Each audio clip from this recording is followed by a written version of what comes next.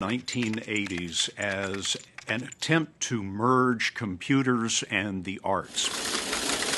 But it has grown explosively, and now today, more than 200 graduate students are bringing their craziest ideas to this place and are given free rein to try to engineer them. There are no rules at the Media Lab. Whatever you can envision pretty much falls under the guidelines of what the MIT Media Lab does. I first heard about this story when a great young producer named Katie Kurzstadt came to my office and said, "You won't believe this thing that I found up in Boston at MIT." And I had frankly never heard of it. You look at the things that they accomplished there back in the 1980s, step-by-step driving instructions, developing a purpose for the touch screen. I was dying to get in there with Katie and see what they're coming up with for the next generation. What's the largest city in Bulgaria? And what is the population? Arnav Kapoor is a student. He's 23 years old from India. It's really exciting what he's working on. Sofia, 1.21 million. That is correct. This is a device that you put on, and it intercepts the electrical signals that your brain is sending to your vocal cords and sends that to a computer. And he gets the answer right in his ear through vibrations. You could be an expert in any subject. Mm-hmm. You have the entire internet in your head. That's the idea. What else should we do besides that?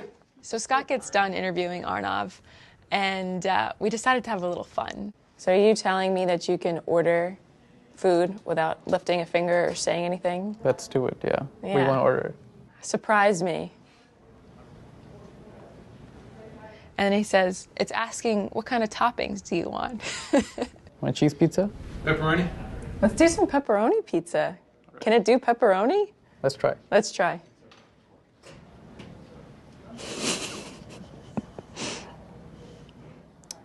You got ourselves pizzas. Get out of here. And he's like, okay, pizza's on his way. Should be here soon.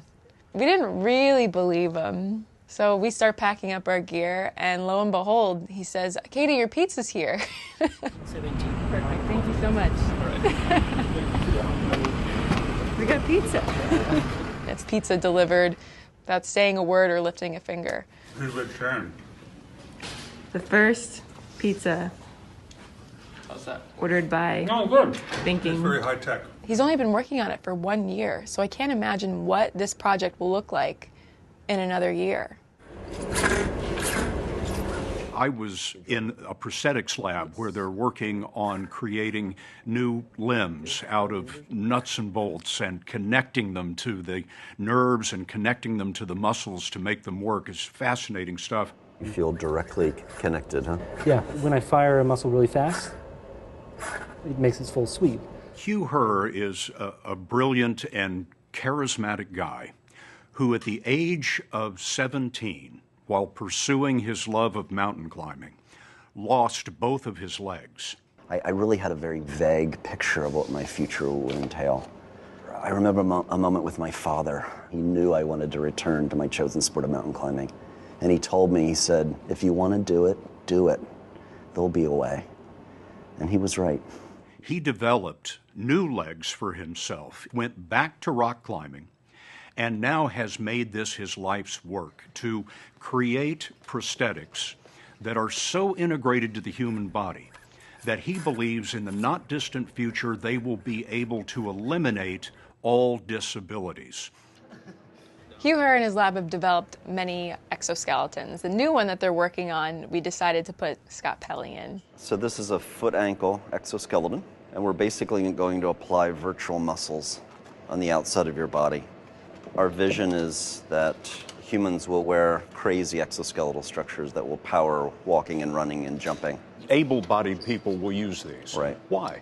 Because legs are wonderful. I mean, there's a reason nature has given us legs, but we're not very efficient. Most of us, when we run, we breathe very hard. So exoskeletons can make it very easy to move, to run, and also with less stress in the body. Ready? Mm-hmm. Okay. Go.